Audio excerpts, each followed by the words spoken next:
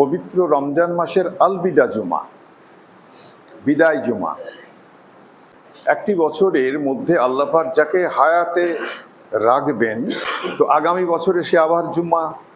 যে কোনো মুসলমান ভাই নিজের ভাই বিপদে পড়েছে, তার হাজত, তার উপকার করার জন্য, তাকে সেই বিপদ থেকে উদ্ধার করার জন্য, তার জন্য যদি তদবির করা যায়, তো 10,000 বছর এতেকাব করার নেকি তার আমলনামাতে লিখে দেওয়া হয়। যে যেমন পারি, 1 ঘন্টার জন্য এতেকাব করি, 1 দিনের জন্য করি, 1 রাতের জন্য করি, 2-3 দিনের জন্য করি, আসি মসজিদে বসি, ইবাদত করি, নিজের গুনাহকে মাফ করার জন্য আল্লাহর কাছে কাঁদাকাটি করি। আমার পুঁজি থাকতে থাকতে আমাকে ব্যবসা করে এই ব্যবসায় লাভবান হয়ে জাহান্নামকে হারাম করে জান্নাতে পৌঁছতে হবে। আসসালামু আলাইকুম ওয়া রাহমাতুল্লাহ।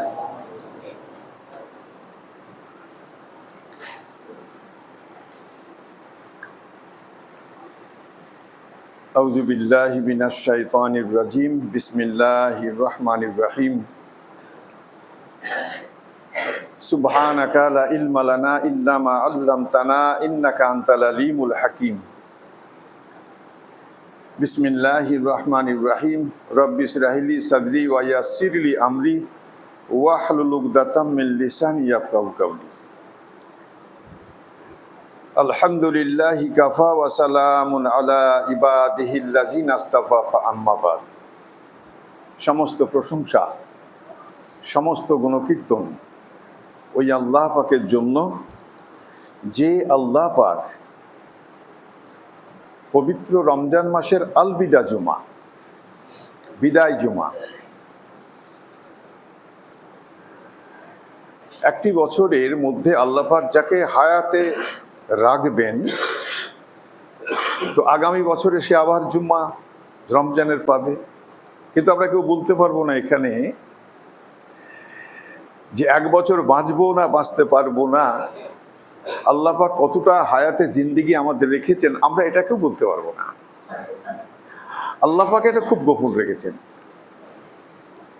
এটা যদি গোপনই আল্লাহ পাক না রাখতেন, তা সব মানুষের খাওয়া দাওয়া সব বন্ধ হয়ে যেত। আর আমি তো কালকে মরে যাব, কি খাবো? আর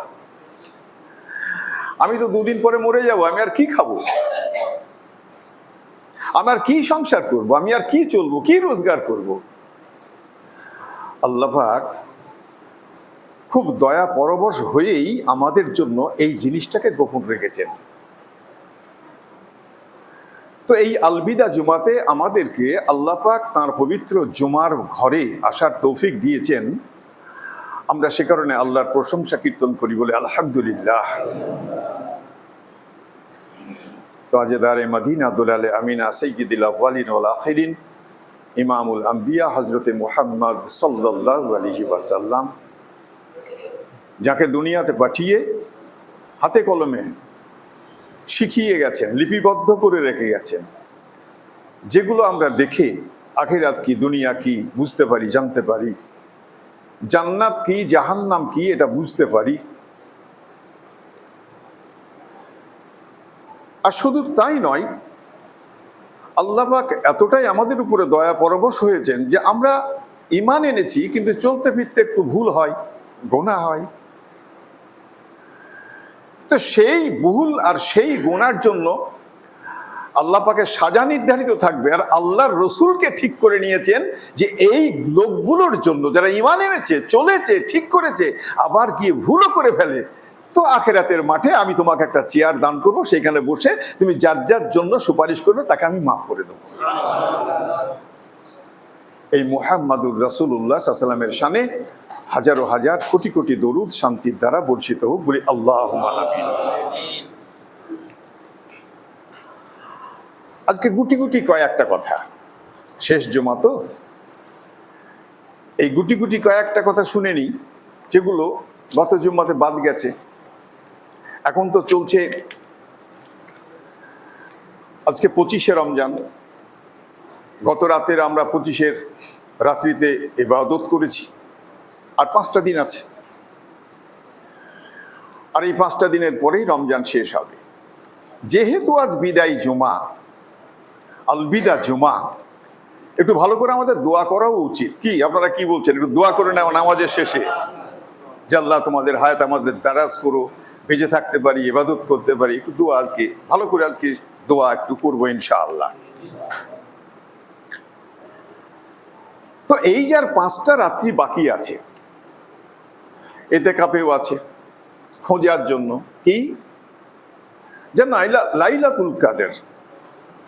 হাদিসের মধ্যে এরকম এসেছে যে এই কদরের রাত্রিতে দুনিয়াতে যে সমস্ত মানুষ, সে মুসলিম হোক অমুসলিম হোক, ইহুদি খ্রিস্টান যাই হোক না কেন, আল্লাহ পাক প্রতিটি মানুষের যখন তার সৃষ্টি হয়েছে, তো সৃষ্টি হওয়ার আগেই তো তার 50,000 বছর আগে সে কি খাবে, সে কি পড়বে, সে কতদিন বাঁচবে, কত ঘন্টা, কত সেকেন্ড, কত মিনিট, আল্লাহ পাক তার তকদিরের মধ্যে লিপিবদ্ধ করে দিয়েছেন।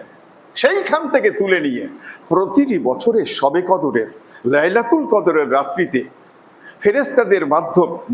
ফেরেশতাদেরকে আল্লাহ পাক কি করেন না, কোন মানুষটি এই বছরের মধ্যে কত খাবে, এই বছরের মধ্যে কার মৃত্যু আছে, এই বছরের মধ্যে কে হজ করতে যাবে, এই সমস্ত কথাগুলো আল্লাহ পাক লিপিবদ্ধ করে দেন। আল্লাহ পাক যার তকদিরকে লিপিবদ্ধ করেন, সেই তকদিরকে কারো কাটানো ক্ষমতা আছে, অধিকার আছে? পারে না কেউ। কিন্তু পারে কে? একমাত্র আল্লাহ।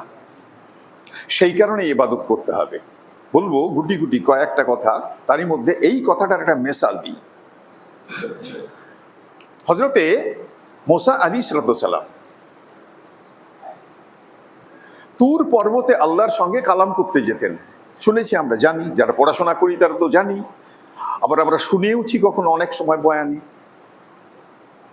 তো আল্লাহর নবী হযরতে মুসা আলাইহিস সালাম তুর পর্বতে আল্লাহর সঙ্গে কথা বলতে যাচ্ছেন। পথে মধ্যে একটি লোক বসে আছেন, তো হযরতে মুসা আলাইহিস সালামের সঙ্গে সাক্ষাৎ হয়েছে। জিজ্ঞেস করছেন, হে নবী আপনি কোথায় যাবেন? তো বলে আমি আল্লাহর কাছে কালাম করতে, কথা বলতে যাব। তো আমার জন্য একটা কথা জিজ্ঞেস করতে হবে। তাহলে কি কথা? তা আল্লাহ পাক আমার তকদিরে কোনটা লিখে রেখেছেন, জান্নাত না জাহান্নাম? আজীব প্রশ্ন। হযরতে মুসা আলাইহিস সালাম আল্লাহর দরবারে তুর পর্বতে গেলেন, তার যা শরীয়তের বিধান সে নিয়ে কথা হলো। আল্লাহ পাককে এবার জিজ্ঞেস করছেন হযরতে মুসা আলাইহিস সালাম, হে আল্লাহ, তোমার এক বান্দা আমাকে এই কথা বলেছেন যে সে জান্নাতে যাবে না জাহান্নামে যাবে, তার তকদিরে কি ফাইসাল করা আছে? আল্লাহ পাক হযরতে মুসা আলাইহিস সালামকে জানিয়ে দিলেন যে তুমি ওই লোকটিকে গিয়ে বলো যে তার তকদিরে জাহান্নাম লেখা আছে, বলে আস্তাগফিরুল্লাহ। হযরতে মুসা আলাইহিস সালাম আসলেন, লোকটি সেখানেই বসে আছে। জিজ্ঞেস করছেন, হে নবী আপনি বলুন আমার ব্যাপারে আল্লাহ পাকের ফাইসাল কি আছে, তকদিরে কি আছে? কিন্তু হযরতে মুসা আলাইহিস সালাম কথাটা বলতে বড্ড লজ্জাবোধ করছেন। আমি বলি কি করে একে যে তোমার তকদিরে জাহান্নাম আল্লাহ পাক লিখে রেখেছেন, এই কথাটা আমি বলবো কি করে একে? খুব ইতস্তত বোধ করছেন, বলতেই পারছেন না। লোকটি বললেন, আমাকে আপনি বলে ফেলুন, এ কারণে না আমাকে আপনি চিন্তিত পাবেন না, আল্লাহ পাকের যা ফাইসাল আছে আমি ওটা মেনে নেব, আমাকে এর জন্য কোনো চিন্তিত হতে হবে না, আর আপনিও চিন্তা করবেন না, আপনি বলুন। হযরতে মুসা আলাইহিস সালাম বললেন যে আল্লাহ পাক তোমার তকদিরে জাহান্নাম লিখে রেখেছেন। আমরা কি বলবো? আস্তাগফিরুল্লাহ। লোকটি কি বলল? আলহামদুলিল্লাহ। বলল সমস্ত প্রশংসা আল্লাহর। হযরতে মুসা আলাইহিস সালাম জিজ্ঞেস করছেন, আরে আল্লাহর বান্দা,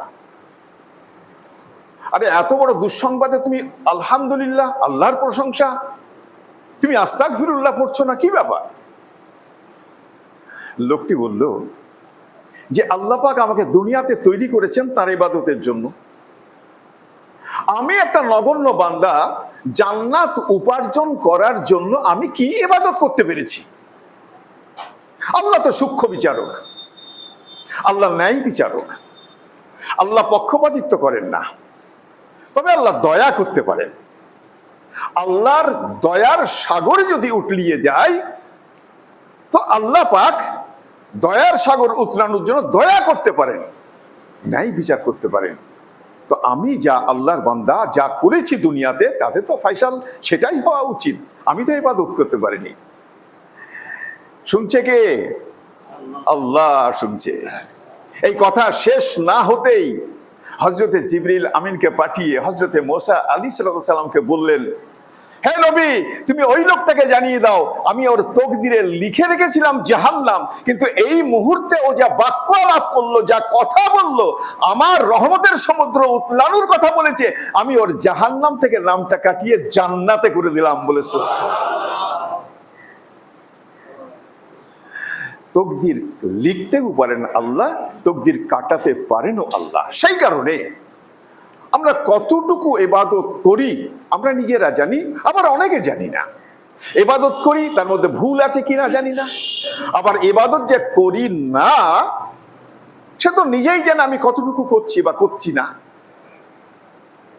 সেই কারণেই আল্লাহ পাক 103 নম্বর সূরা, একটা সূরা আসর, আল্লাহ পাক বলেছেন চারটির কথা। বিসমিল্লাহির রহমানির রহিম, ওয়াল আসরি ইন্নাল ইনসানা লাফি খুসর ইল্লাল্লাযিনা আমানু ওয়া আমিলুস সালিহাত ওয়া তাওয়াসাউ বিল হক ওয়া তাওয়াসাউ বিস সাবর। চারটি জিনিস আছে। আল্লাহ পাকের কসম করার দরকার নাই, তবুও মানুষের বিশ্বাসযোগ্যতাটাকে বাড়িয়ে দেওয়ার জন্য আল্লাহও কখনো কসম করেন। আল্লাহর সকল বিষয়বস্তু যা তিনি সৃষ্টি করেছেন তা নিয়ে আল্লাহ পাক কসম করতেই পারেন। আল্লাহ পাকের কসম করার পূর্ণ এখতিয়ার অধিকার আছে। কিন্তু আমরা যখন কসম করবো তখন আল্লাহর নামেই কসম করতে হবে, অন্য জিনিস কোন সৃষ্টির কসম করতে পারি না। তো আল্লাহ পাক ওয়াল আসর, যুগের সময়ের কসম করলেন। যুগের সময়ের কসম করার কারণ কি? এর মধ্যে সময়ের ব্যাপারটা ভরা আছে। বললেন সময়ের কসম, আমি যুগের কসম করে তোমাদেরকে বলছি তোমরা খুব ক্ষতির মধ্যে আছো। ওয়াল আসরি, আমি সময়ের কসম করছি। ইন্নাল ইনসানা, মানে ইনসান মানে কি? মানুষ। বলে ইন্নাল ইনসানা লাফি খুসরি, খুসরি মানে ক্ষতিগ্রস্তের মধ্যে আছে। বললে মানুষ অত্যন্ত ক্ষতিগ্রস্তের মধ্যে আছে, কিন্তু কারা ক্ষতিগ্রস্তের মধ্যে না আল্লাহ পাক সেটাও বললেন। ইল্লাল্লাযিনা আমানু ওয়া আমিলুস সালিহাত, বললে পূর্ণাঙ্গ ভাবে আমাকে যারা বিশ্বাস করবে আর আমি যে কাজগুলো করতে বলেছি সেই কাজগুলো পূর্ণাঙ্গ ভাবে করবে। পূর্ণাঙ্গ বিশ্বাস করা আর পূর্ণাঙ্গ ভাবে করা, অর্থাৎ ইলম অর্জন করা আর তাকে আমলে পরিণত করা। ইল্লাল্লাযিনা আমানু ওয়া আমিলুস সালিহাত, এই যে দুটো, নিজের আত্মাকে সংশোধন করার জন্য দুটো কাজ, ইলম অর্জন করে নেওয়া আর তারই উপরে পূর্ণাঙ্গ ভাবে আমল করা। আর এটা কি? ওয়া তাওয়াসাউ বিস হাক্কি ওয়া তাওয়াসাউ বিস সাবরি। এই যে হকের কথা, যেটা তুমি করবে, তুমি নিজেকে প্রতিষ্ঠিত করবে, ঈমান আনবে, এই ঈমানের দাওয়াতটাও অন্য লোকের কাছে পৌঁছাও। মানে তুমি যেটা করছো এটা অন্যকে বলো। আর কি? তুমি যেমন বিশ্বাস এনেছো, হকের উপরে প্রতিষ্ঠিত আছো, তা তুমি হকের উপরে প্রতিষ্ঠিত আছো এই কথাটা অন্যকে বলো। আর তুমি যে আমল করছো এই আমলটাও অন্যের কাছে বলো। তাহলে হবে এটা কি না, তোমার সৎ কাজে আদেশ আর অসৎ কাজে নিষেধ করা হয়ে যাবে। সে কারণেই আর 5টা দিনের মধ্যে আমরা কি আমল করব এইটাকে বলার জন্যই এতগুলো কথা। গত জুমাতে বলেছিলাম 1000 মাস থেকেও উত্তম। আল্লাহ পাক আমাদের প্রতি কতটা দয়া পরবশ আমি সেটাই বলছি। শানে নজুলটা গত জুমাতে বলিনি, কারণ সময়টা তো অল্প, এরই মধ্যেই গুছিয়ে কথাগুলো বলতে হয়। তো শানে নজুল কি? ইবনে হাতিব রাদিয়াল্লাহু তাআলা আনহু বলছেন যে আল্লাহ নবী সাল্লাল্লাহু আলাইহি ওয়াসাল্লাম আমাদের সামনে একদিন কথা বলছেন, আর এই কথা বলতে বলতে এই কথা বললেন যে বনি ইসরাইলের যুগে একটি লোক ছিল, যে সেই লোকটি 1000 মাস ধরে আল্লাহর ইবাদত করত, আর 1000 মাস ধরে সে ইসলামকে প্রতিষ্ঠিত করার জন্য যুদ্ধে মেতে থাকতো, মশগুল থাকতো। অস্ত্র সে কখনো সংবরণ করতো না, নিচে নামাতো না। ইবনে জারির রহমতুল্লাহ আলাইহি থেকে একটা কথা আছে যে বনি ইসরাইলের যুগে একই কথা, যে একটি লোক সে সারা রাত্রি আল্লাহর ইবাদত করত আর সারা দিন ইসলামকে প্রতিষ্ঠিত করার জন্য যুদ্ধে মশগুল থাকতো। কতদিন? 1000 মাস।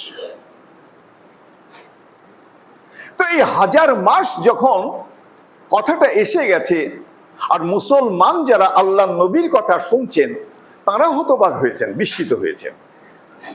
বললেন তারা তো অতদিন বাঁচতেন, তাই তারা এই ইবাদতটা করতে পারতেন, কিন্তু আমরা তো এই এতদিন বাঁচবই না।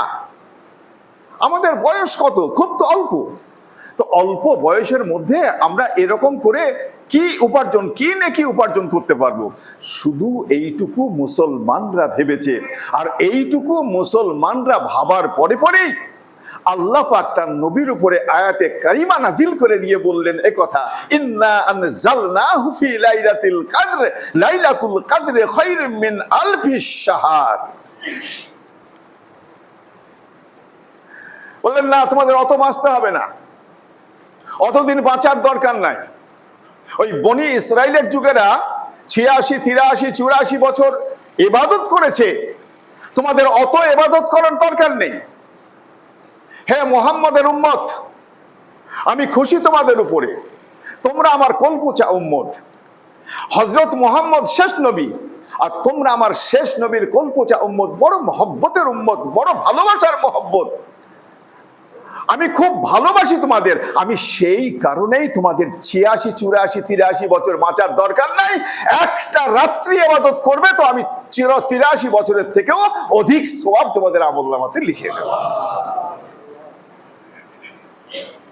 আমরা এত সহজ, আমরা এটুকু নিতে পারবো না? জানি না তো আমার আগামী বছর আমার আর বাঁচতে পারবো কিনা, আগামী বছর রমজান পর্যন্ত বাঁচবো কিনা। তা আমি যদি এই রমজানের রাতে, এই লাইলাতুল কদরের রাতে যদি আমার তকদিরে বাঁচাটা নাই থাকে, আর হযরতে মুসা আসলামের ওই লোকটার মতন যদি আল্লাহর কাছে আমি বলতে পারি, তো আমি মোনাজাত করতে পারি, আমি যদি চোখের দুপোটা পানি ফেলতে পারি আর জানাতে পারি, আল্লাহ তুমি এই কারণে আমাকে হায়াত বৃদ্ধি করো, আমি তোমার স্রেফ ইবাদত করব। কারণ কবরে তো ইবাদত নাই, কবরে তো নামাজ নাই। তাহলে কবরে যখন ইবাদত নাই, ইবাদত যখন দুনিয়াতেই করতে হবে, তো ইবাদত করার সুযোগ দেওয়ার জন্যই তুমি আমার হায়াতটাকে একটু বাড়িয়ে দাও। আমি এই দরখাস্তটা আল্লাহর কাছে করতে পারি তো?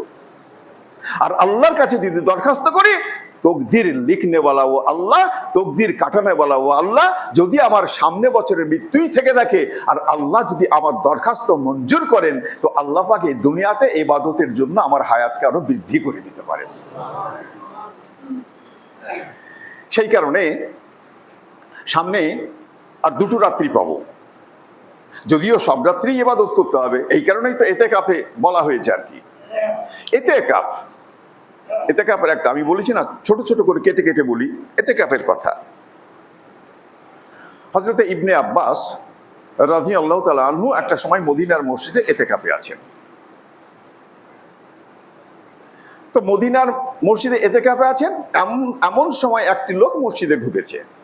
তার মনটা খুব বিষণ্ণ, মুখটা খুব ভার হয়ে আছে। হযরতে ইবনে আব্বাস রাদিয়াল্লাহু তাআলা আনহু জিজ্ঞেস করলেন যে ভাই, তোমার মনটা বড্ড খারাপ মনে হচ্ছে, কি হয়েছে তোমার?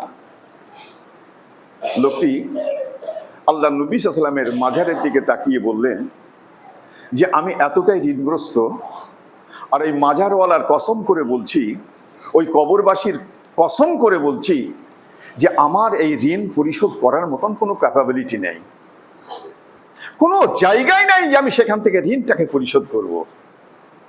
হযরতে ইবনে আব্বাস রাদিয়াল্লাহু আনহু বললেন, আমি কি তোমার জন্য একটু সুপারিশ করব, যিনি ঋণ পাবেন তার কাছে?